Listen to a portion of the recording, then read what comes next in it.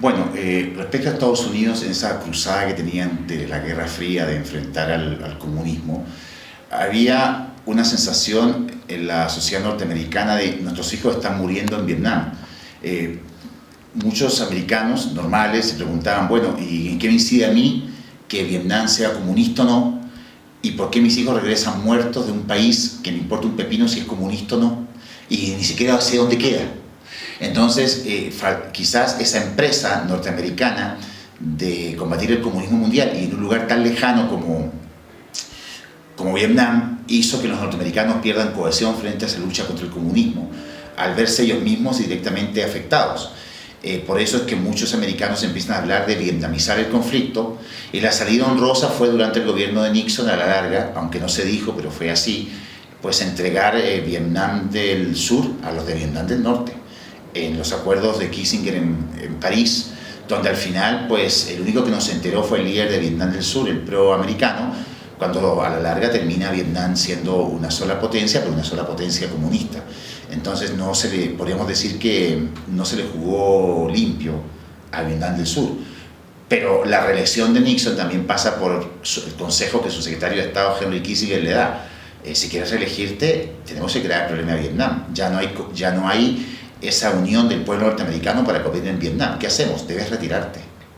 Debes retirarte de una manera honrosa. Entonces el asunto es que la reelección de Nixon y el gobierno de Nixon pasa por retirarse de Vietnam. Ya no hay esa cohesión interna de los norteamericanos para seguir combatiendo. ¿Por qué mis hijos tienen que morir en un país para que ese país no sea comunista cuando yo ni siquiera, norteamericano medio, pues sé dónde queda ese país?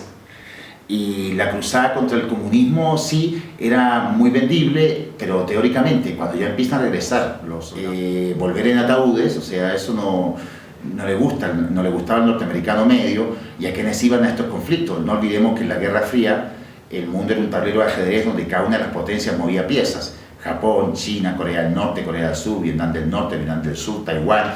Y en ese marco pues era muy fácil desde la Casa Blanca la contención al comunismo, pero no así en el pueblo norteamericano, que se había directamente afectado, que era la gente que iba a luchar.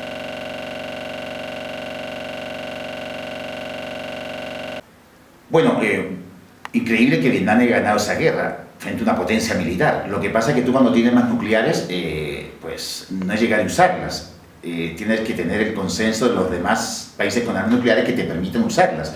Estados Unidos la pudo usar perfectamente en Japón. En Japón se podían usar porque nadie se opuso. Pues la Unión Soviética era aliado de los gringos contra Japón y Alemania. China le tenía odio a Japón por lo de la Manchuria. Entonces era fácil actuar contra Japón. Pero yo no puedo actuar contra Siria y actuar contra Corea del Norte, por ejemplo, ni contra Vietnam, porque tengo armas nucleares. Esa guerra era muy difícil para los norteamericanos, porque aparte de que las condiciones físicas del territorio eran muy agrestes, no se podía atacar militarmente a Vietnam con armas nucleares, porque obviamente China y en menor medida la Unión Soviética le iban a impedir. Entonces por eso se explica que como un país pequeño como Vietnam le da esta derrota tan dolorosa y tan histórica a los norteamericanos. Yo tengo las armas nucleares, pero no las puedo usar. Por eso es que se habla de que las armas nucleares son el poder disuasivo. Es como el extintor en la casa, yo lo tengo, pero nunca estoy pidiendo un incendio para usarlo. Yo tengo el arma nuclear como mecanismo para negociar, pero no necesariamente las puedo usar. Por eso es que Estados Unidos, pese a tener más recursos, pese a ser primer mundo, pese a ser potencia económica, pese a ser potencia política y militar, no puede con Vietnam porque no puede usar todo su potencial, porque está China que lo va a impedir. Entonces, por eso podríamos decir que a la larga Estados Unidos tuvo que retirarse con la cola entre las piernas.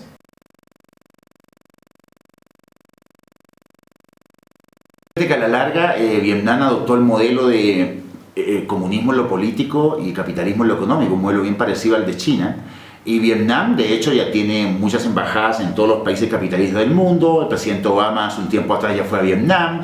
O sea, pese a seguir siendo comunistas, como el mismo le pasa a China, son pragmáticos y son miembros activos del mercado internacional. Así que tú ves que países que en algún momento fueron enemigos de Estados Unidos, con el paso del tiempo se van haciendo amigos, y yo creo que Vietnam, no a la medida de China indudablemente, ya es un actor internacional más. Y te repito, hay una visita del presidente Obama a Vietnam que nos hace pensar pues que las relaciones son bastante normales. Y como te digo, en Estados Unidos la marca siempre de haber perdido en Vietnam y siempre en el cine norteamericano aparece un excombatiente de Vietnam que está medio rayado, que está inválido. Yo creo que a los americanos les quedó muy fuerte eso, y es por eso que después en el Golfo, en el Medio Oriente, buscan tratar de mejorar su imagen, su situación, en una guerra en la cual puedan ganar. Yo diría que no han ganado ni en Irak, ni han ganado en Afganistán. La única guerra que ganaron fue la de Kuwait en la década del 90, pero la ganaron hasta por ahí nomás, porque después Irak siguió siendo un problema.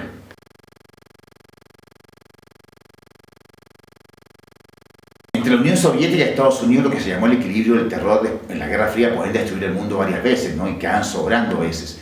Lo que sí, en la Guerra Fría presenciamos un mundo excesivamente bipolar, donde cada país, cada una de estas países potencias mueven fichas como un tablero de ajedrez, ya que Europa estaba dividida, en la Europa comunista, en la Europa capitalista. Las potencias buscaron aliados en el tercer mundo, en aquellos territorios que estaban vírgenes ideológicamente, y ahí vemos entonces la propagación de la Guerra Fría en Corea, en Vietnam, en Latinoamérica con las guerrillas, en Centroamérica, en el África, buscando aliados para ese cabeza a cabeza que llevaban los americanos y los soviéticos. ¿Por qué se llegó a este cabeza a cabeza? Porque ambos sabían que no se podían destruir. Y lo que querían ellos a largo plazo era repartirse el mundo, no destruirlo, sino repartirlo. Y para eso pues eran dos perros Doberman que se mostraban los dientes, pero que no podían morderse, porque si se mordían se acababan los dos perros Doberman y las pulgas deberían ser los Doberman, o sea nosotros, los países que estábamos con uno o con otro.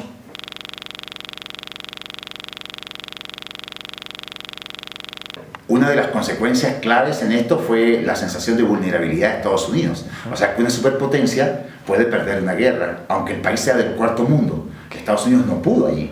Y por más que muchos presidentes apoyaron, a la larga terminaron retirándose. Entonces, esa sensación de vulnerabilidad dejó a Estados Unidos podríamos decir, replanteándose su política exterior en cuanto a intervenir en todos los lugares donde había amenazas del comunismo. Es más, había un sentimiento norteamericano muy aislacionista que decía, ¿por qué diablos los presidentes norteamericanos le van a solucionar los problemas al mundo cuando muchas veces nos solucionan los problemas que los norteamericanos tenemos dentro? O sea, andamos reparando errores en todo el mundo, pero alguna vez también los gobernantes norteamericanos que gobiernen para nosotros, porque realmente Siria, Vietnam, Corea, Azerbaiyán, el Congo, Somalia, sí, muy interesante, pero estamos mandando soldados norteamericanos, pero de Estados Unidos también existen problemas y también gobernemos hacia adentro, no tanto hacia afuera. No siempre el norteamericano medio, a menos que esté muy afectado, se identifica tanto con una política exterior. Las Torres Gemelas sí, las Torres Gemelas obvio, pero no vemos una identificación total con otros conflictos que para ellos son muy lejanos. Además, tú recuerdas que los gringos generalmente han ido a la guerra en zonas lejanas a su geografía. No ha sido como los europeos, los alemanes, los franceses, los ingleses, que han vivido la guerra en sus narices. Ellos han participado en guerras, pero en el Pacífico, en Europa, en el Medio Oriente, pero la guerra no se ha dado en territorio norteamericano. Hablo no la guerra del siglo XIX, sino la guerra, la Primera y Segunda Guerra Mundial y las continuas guerras que Estados Unidos ha intervenido después.